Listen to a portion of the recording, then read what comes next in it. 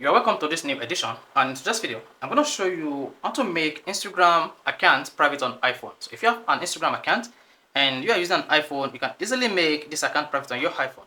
Making the account private will take you up the grade on Instagram completely until you make the account public.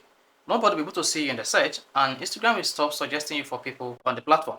You will also not be able to receive messages from people you do not send messages to, and your stories, your highlight on Instagram will be hidden until you make your Instagram account public. Now, to make your Instagram account private, all you need to do is open the Instagram application on your iPhone. Once you open the Instagram application, click on the profile icon at the bottom right. Then, click on the menu icon at the top right, just like this. Then you want to scroll down until you get to who can see your content. Click on account privacy, and here you can see choose private account. Toggle on that. As a creator, you'll be able to turn on or make your Instagram account private. But if you are using personal account, all you need to do to make your Instagram account private from public is just toggle on this feature and your Instagram account will be made private. So this is how to make Instagram account private, and to make it public, just follow through the same steps.